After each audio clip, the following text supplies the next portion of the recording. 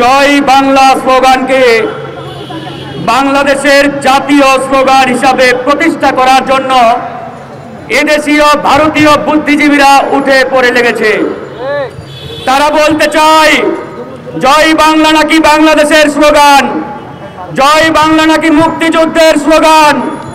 আর আমরা বলি জয় বাংলা বাংলাদেশের স্লোগান নয়, জয় বাংলা খুনি হাসিনার ধর্ষণের স্লোগান, জয় বাংলা ভোট চোরের স্লোগান, জয় বাংলা টাকা পাচারের স্লোগান, জয় বাংলা বাংলাদেশকে লুটপাট করার স্লোগান।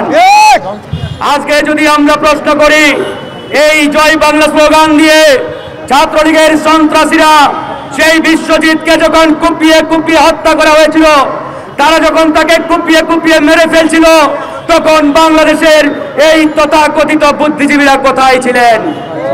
আমরা যদি প্রশ্ন করি জাহাঙ্গীরনগরের সেই সেঞ্চুরি মানিক যখন জয় বাংলা স্লোগান দিয়ে আমার মা বোনদের উপরে ঝাঁপিয়ে পড়তেন, তখন এই তথাকথিত বুদ্ধিজীবীরা কোথায় ছিলেন? এই প্রশ্ন করতে হবে। 1971 সালের সেই 7ই মার্চ, এই তথ্যটি অনেকেই বলেছে, শেখ মুজিবুর রহমান তৎকালীন রেসকোর্স ময়দানে 7ই মার্চের ভাষণের শেষ শব্দটি ছিল নাকি পাকিস্তান জিন্দাবাদ, যেটি বাংলাদেশের কোন দলিল দস্তাবেজে আর খুঁজে পাওয়া যায় নাই। আমরা প্রশ্ন রাখতে চাই, এই পাকিস্তান জিন্দাবাদ যদি শেখ মুজিবুর রহমান দিয়ে থাকে, তাহলে আমরা আজকে এই স্বাধীন বাংলাদেশে বলতে চাই বাংলাদেশ জিন্দাবাদ, বাংলাদেশ জিন্দাবাদ, এটাই আমাদের জাতীয় স্লোগান। বাংলাদেশ জিন্দাবাদই হবে বাংলাদেশের স্বাধীনতা, সার্বভৌমত্ব এবং আমাদের এই স্বকীয়তা রক্ষার একমাত্র জাতীয় স্লোগান। প্রিয় বন্ধুগণ, আজকে আমরা এখানে দাঁড়িয়েছি, খুনি হাসিনা দীর্ঘ 16টি বছর ভারতকে বাংলাদেশের যে সকল অবৈধভাবে ইকোনমিক জোন বরাদ্দ দিয়েছে, সেই জোনগুলো বাতিলের দাবিতে আজকের এই গণবিক্ষোভ। আমরা এটাও বলি, শুধু ভারতকে দেওয়া ইকোনমিক জোনগুলো বাতিল করলেই হবে না, একই সাথে দীর্ঘ 17টি বছর ভারতের সাথে যে সকল অবৈধ চুক্তি করা হয়েছে, লেনদেন করা হয়েছে, সে সকল চুক্তি বাতিল করে জনগণের সামনে এটা উন্মুক্ত করে দিতে হবে। আমরা দেখতে চাই এই 56,000 বর্গ মাইলের কোন কোন এলাকা খুনি হাসিনা ভারতকে নিঃশর্তভাবে হস্তান্তর করেছে। আমরা সে সকল চুক্তি জানতে চাই, দেখতে চাই, এবং তার বিরুদ্ধে আমাদের যে লড়াই, এই লড়াই চলবে। বন্ধুগণ, আমাদের বক্তব্য পানির মতো পরিষ্কার। এই 56,000 বর্গ মাইলের প্রত্যেকটি ইঞ্চি ইঞ্চি জায়গা এদেশের জনগণের, আমাদের আবু সাহিদদের, মীর মুগ্ধের। সুতরাং 1 ইঞ্চি জমি নিয়ে কেউ যদি ছিনিমিনি খেলার চেষ্টা করে, তাদের জায়গা এই বাংলাদেশের মাটিতে হবে না ইনশাআল্লাহ। আজকে আমরা আওয়াজ তুলেছি, আমাদের এই আওয়াজ টেকনাফ থেকে তেতুলিয়া, রূপসা থেকে পাতুরিয়া, সমগ্র বাংলায় আজকে প্রত্যেকটি ঘরে ঘরে আমাদের এই ভারত বিরোধী ধ্বনি আজকে সমস্বরে উচ্চারিত হচ্ছে। ইতিমধ্যে আমরা বিএনপিকে আহ্বান জানিয়েছিলাম, দেরিতে হলেও বিএনপি সাংগঠনিকভাবে, দলীয়ভাবে ভারতীয় আধিপত্যবাদের বিরুদ্ধে রাজপথে নেমেছে। আমরা বিএনপির নেতৃত্বকে ধন্যবাদ জানাই। একই সাথে বিএনপির ভারপ্রাপ্ত চেয়ারম্যান তারেক রহমানকে বলতে চাই, আপনার দলে কোন ভারত প্রেমী নেতা থাকলে তাকে ঘাড় ধাক্কা দিয়ে বের করে দেন। কারণ বিএনপির লক্ষ কোটি তরুণরা, বিএনপির তৃণমূল, তারা চায় না বিএনপির মধ্যে কোন ভারতীয় দালাল থাকুক।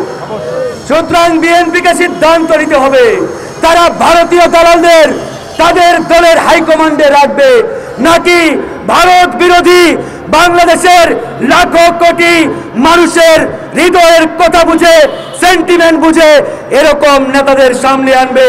সেই সিদ্ধান্ত তারেক রহমানকে আজকে নিতে হবে। প্রিয় বন্ধুগণ, আজকে আমরা আওয়াজ তুলেছি, একই সাথে বলেছি বাংলাদেশের রাজনৈতিক ক্যাবলা একমাত্র ঢাকা, দিল্লিতে নয়। কেউ যদি মনে করে আমাদের রাজনৈতিক ক্যাবলা দিল্লিতে রয়েছে, তাহলে আমরা বলতে চাই হাসিনার সাথে আপনাদের মোলাকাত খুব শীঘ্রই হতে যাচ্ছে। দেশের জনগণ হাসিনাকে দেশে থাকতে দেয় নাই, হাসিনার দোষরদের এই ঢাকায় জায়গা দেয় নাই। সুতরাং কেউ যদি মনে করেন দিল্লিকে রাজনৈতিক ক্যাবলা বানিয়ে রাষ্ট্রীয় ক্ষমতায় যাবেন, ক্ষমতার গদিতে বসবেন, এই স্বপ্ন দেখা বাদ দেন। এই স্বপ্ন বাংলাদেশে কিয়ামত পর্যন্ত ইনশাআল্লাহ বাস্তবায়ন হবে না। বন্ধুগণ, আমরা গণ অধিকার পরিষদ একবারে শুরু থেকে ভারতীয় আধিপত্যবাদ আগ্রাসনের বিরুদ্ধে আমাদের যে লড়াই, যে সংগ্রাম, এটি চালিয়ে যাচ্ছি এবং আমাদের এই লড়াই চলবে। এই লড়াই এজন্যই চলবে, আমরা ভারতের সবচাইতে বড় পণ্য খুনি হাসিনাকে বিতাড়িত করেছি, কিন্তু খুনি হাসিনার রুহানি সন্তানেরা, রয়ের দালালেরা, মোদির এজেন্টরা আমাদের পরতে পরতে চেয়ারে চেয়ারে তারা বিরাজমান। এই প্রত্যেকটি মোদির দালালকে, রয়ের এজেন্টকে এই বাংলার মাটি থেকে উৎখাত না করা পর্যন্ত আমাদের এ লড়াই চলবে, এ লড়াই চলছে ইনশাআল্লাহ। একই সাথে আমরা সে সকল রাজনৈতিক ভারতীয় দালালদের হুঁশিয়ারি দিতে চাই যারা দিনের বেলা রাজপথে ভারতের বিরুদ্ধে স্লোগান দেয় আর রাতের আধারে ওই মোদির হাই কমিশনে গিয়ে ওই মোদি সরকারের হাই কমিশনারের সাথে মিটিং করে আর ওই টাকার বান্ডেল পকেটে ঢুকিয়ে বাংলাদেশে তার অফিসে যায়। এরকম ভারতীয় রয়ের প্রেসক্রিপশনে নতুন নতুন গজানো অনেক নেতা রয়েছে, অনেক রাজনৈতিক দল রয়েছে। এদের কাছ থেকে, এদের পাশ থেকে একবারে আপনারা কমপক্ষে 500 মাইল দূরে থাকবেন। মনে রাখবেন, হাসিনাকে বাংলাদেশ থেকে বিতাড়িত করতে দীর্ঘ 16টি বছর সময় লেগেছে এই তথাকথিত তরুণ নেতা নামের ভারতীয় দালালদের কারণে।